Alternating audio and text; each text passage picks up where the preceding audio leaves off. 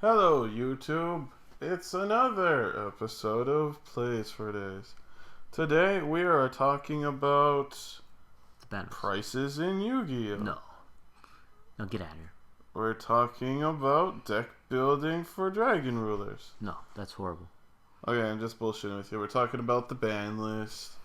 Apparently, some new stuff came out recently or something. I don't know. Ban list. Some cards got limited or something. I never heard of that before. It's cards that should have been limited a long time ago. Okay. Anyways, getting into it, not a whole lot of stuff came off that people expected. Stuff like the Stratos, a lot of people expected that to come off. Still on there. Unfortunate, but true. Bryanak, still there. Strike Fighter, Goyo, Trish, all still there. Shockmaster, Zen Mighty, all still there. New addition, however, Dragon Ravine. Unfortunately, that's a big hit for the Dragunity players, but the Dragons were abusing it too bad. And for some of the stuff going further down the list, I didn't think it was really necessary, but I can see why they hit it, but I didn't think Dragunities were doing that crazy on their own. It was just the Dragon Rulers that were really helping them out. Yeah.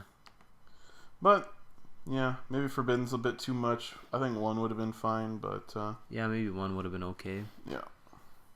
And then we got Return from the Different Dimension. Should have been gone a long time ago. Should have been gone a long time ago. It's one of those things where you just win way but too it's hard. It's kind of like too late now. Like, what's the point of even hitting it now? Since the Dragons have kind of with Chaos decks and stuff just around the corner, I can see a lot of reasons why to keep it off there. Yes, but I mean, you could just wait for the other ban list. It's not like it's gonna hit us that hard next ban list.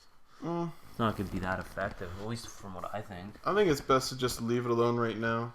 I don't need it. It's just a really sacky card in my opinion. It is, but with Dragon Rulers gone and this ban list, it's not really that scary. No, but yeah. I don't know. That was just what I thought. One of the weirdest fucking additions, self-destruct button. I can understand you get in the regional tournaments and stuff like that. You're like, oh man, this is gonna be so good. Then some asshole just comes up. It's like, I'm gonna tie you all day. All day, it's every like, day. But I need the wins. Yeah, but I'm gonna tie you all day. Yeah, just that's so annoying. Just it wasn't necessary. It's a fun little thing to do on the side, but people always abuse stuff. So just no, not having none of that. Yeah. And then a very obvious one. If you didn't think this was gonna be on there, I don't know what's wrong with you. 6 cents banned for sure. +5, +6 is way too ridiculous. Yeah, it was just no need for it. And then certain decks where you just mill and it's like no big deal. That's kind of what I wanted. Yeah. Yeah. It's just a win-win. Yeah. So new additions to limited list: Blaster limited, Tidal limited, Tempest limited, Redox limited. The Yu-Gi-Oh gods have spoken. About goddamn time. Even at 1, they're still pretty good, but it's not like you can get them all 4 together, spam them out, and no big deal. I think restricting them to 1 tempered them down enough so that they're still usable without being abusable. Yeah, I think that was the right move. Yeah. They're just horrible. They weren't good for the game. People were getting out of the game because of them. Yeah. It was just, even like any deck you wanted to make, well, it didn't matter because Dragon Rulers weren't going to beat it. Yeah. So there's no point in like anything. Yeah, even if you're playing straight dragons, it was still really cheap. Yeah, so it's about time it had to go. And another one, Debris Dragon, was semi down to 2. I think, wasn't it originally down to 1 and they brought it back to 2? Something like that, yeah, I think so. Yeah, so now it's back down to 1 again just because Black Rosing over and over is just way too cheap. Yeah, it needed to go. Yeah, at 1 it's not terrible, but it needed to be stopped. A weird new addition, Magician of Faith. Yeah. Honestly, I don't see it getting a ton of play. No, me either. It's kind of slow. You know what I mean? It's definitely slow. I could see myself playing it in maybe Ghost Tricks or something, just because I could reset it with Book of Moon. I could reset it with my Witch and stuff. I think. I have no idea, but I can't remember if Witch has to be your opponent's. It's just kind of slow. But it does work if you flip it. I mean, you need another dark hole. You need something. It's one flip away. There aren't enough boss spells out there to really make it insanely broken, but it is still a really good card. Yeah. It was banned for a reason. Yeah. So. One thing that makes me sad, Ryo is still on the limited list. Yeah. No point in even playing him at 1. Yeah. Divine Wind of Mist Valley. For the OTK, probably. It should have been on there when we got our ban list, but yeah, whatever. Final Countdown. Konami's just saying no to troll decks now. Yeah. You just sit on that Final Countdown, just stall. Oh, hey, free Battle victory. Fader, Swift Scarecrows, blah, blah, blah. It's just not conducive to good gameplay. And it wastes time, when you're in tournaments. Yeah. It's just troll. Troll. So. Yeah. More of the meta cards getting banned here. Sacred Swords of the 7 Stars. Again, to stop those dragons, level 7, stuff like that. Just unnecessary. Realistically, I don't think they needed to hit this that hard, but you never know. Anything related to dragons. Anything related to level 7s. Their field spells, their draw engine, their debris, everything was like I think this is just a big effort to say, okay guys, we get the message. Yeah. We're putting a stop to it. Yeah. Spellbook of Fate. Prophecies are pretty much done now. They can recycle that one. They can recycle it, but as soon as you stop it, it's they get slowed down quite a bit. They do. It's just they can still like recycle and search, but it's definitely gonna be slowed down. They don't have that answer for everything anymore. Yeah, it was like a solemn judgment to anything. It's like, oh, you make something, fade it. Get rid of it. You're gonna bring it back. They're gonna get fate next every turn. If you build the proper deck, you should have it like every turn. Yeah. So. But unfortunately, it's gonna stop at 1. Once it gets rid of whatever. Yeah. I think it's gonna hurt the deck pretty bad, but we'll see. It's kind of weird that they hit that with Priestess coming out and Masters reprinted. It's just kind of odd that they hit it already. And Magician of Faith would have been a really nice addition to the Prophecy deck as well. Yeah. A bit slow, but nice, because, Magician does that things faster. Yeah. But it's like, if you don't have a Magician to set, you could just set your Magician of Faith. Yeah. Grab back your power, grab back your secrets. With Fate. That's probably why they hit it too, because you can flip Magician.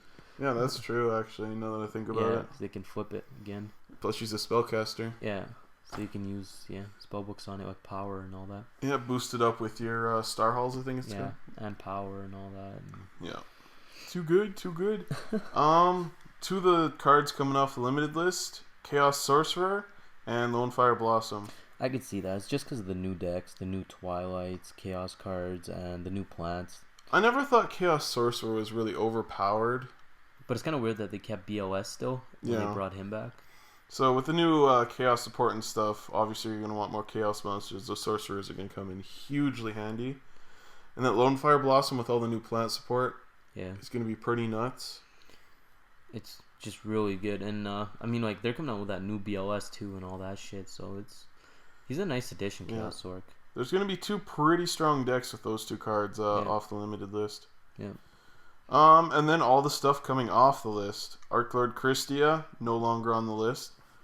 Should make fairies and decks like that quite interesting with no special summons left. Yeah. I don't think it's going to be tier 1. No. But it should make some things more interesting. Ophion kind of screws decks like that. Yeah. Then we got Mizuki. That should make zombies so powerful. Plague Spreader. Very powerful. They got 2 out of that. Yeah, Mizuki and Plague Spreader. Zombies definitely got the best part of it. I would have said one or the other. Having both is just going to... it's not even just zombies. You can throw in 3 plagues. You can throw that in, freaking Light Sworns, 3 Plague Spreaders if you want. Yeah. You can just, kind of throw these things in decks. Vampires can run Mizuki. As Judgment of the Light said, Synchros are back. Yeah. Plus Mizuki's just busted, bringing stuff back.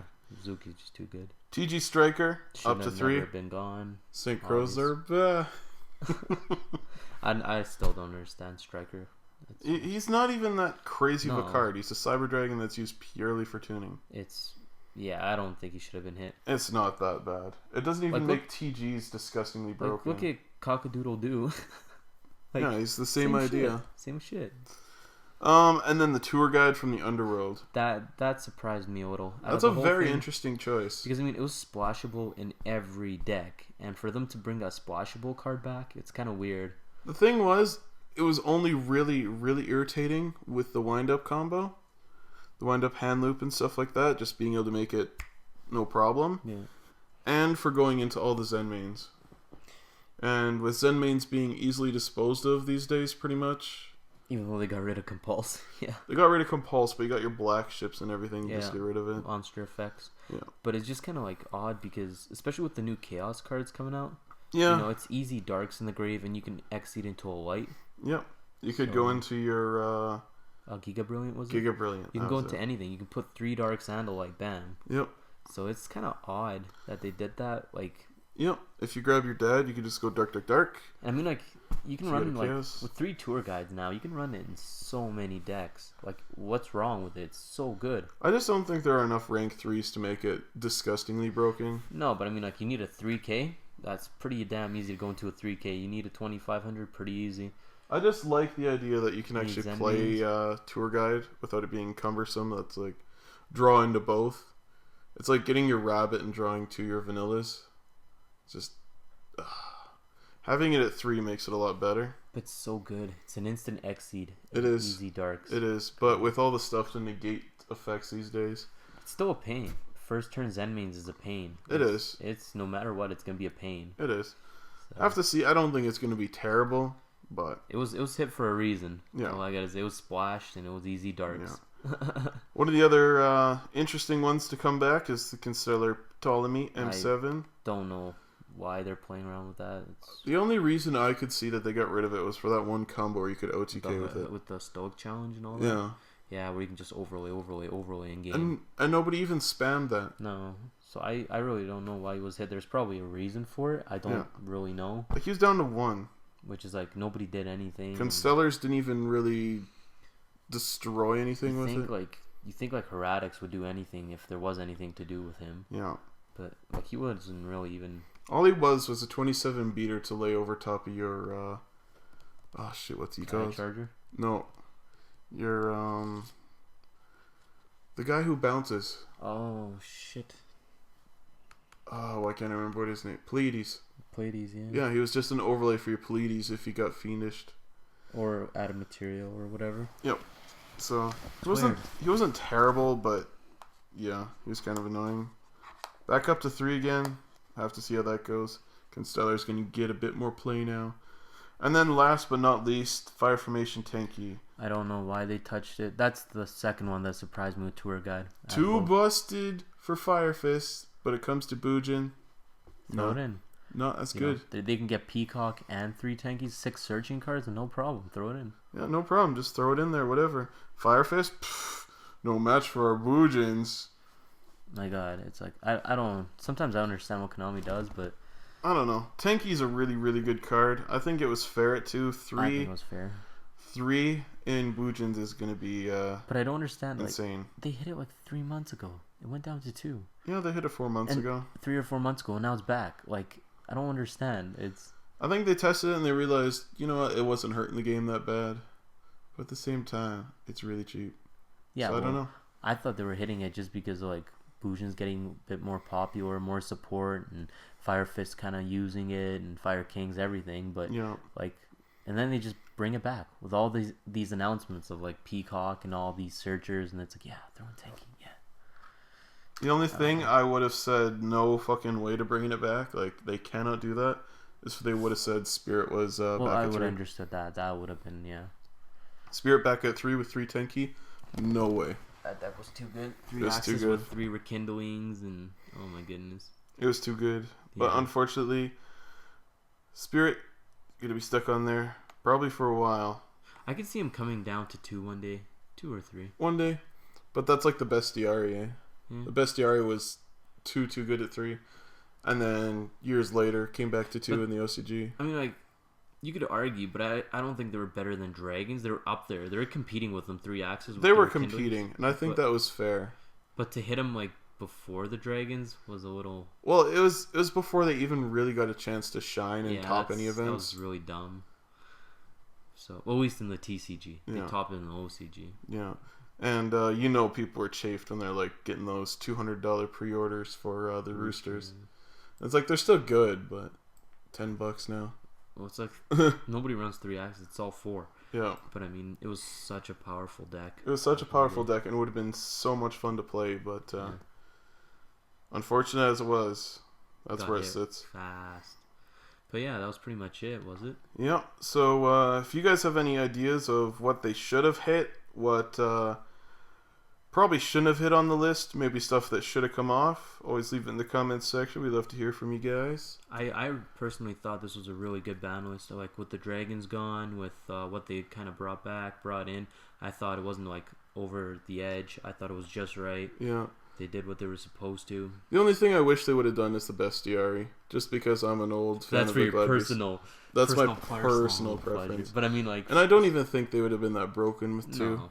But I mean, for the overall, I think like. But for the overall, I think it was a really good list. They didn't change too much because last format was pretty good, aside from dragons just shitting on everything. And they totally like shut the dragons. And they shut the dragons down. Like, so in every way, debris, the field spell, each of the dragons, the 7 swords. So it's just, and they didn't bring back too much, like Magician of Faith and whatnot. And my prediction: the top decks coming up this format are going to be Boojins. I'm going to say Mermails are going to be right up there still because they could still go into 7s, no problem. I'm going to have to say Geargia. Geargia is going to be good too. They're really, with their new support with and dragons everything. gone, they can set up a lot easier. Yeah. What was the other deck I was going to say was doing good? There's one other deck I was going to say. I mean, was zombies. Zombies could be. Pretty good zombies are going to be doing really good. Spreader, and obviously Light Swarms. Light Swarms, if we get the new stuff. Yeah.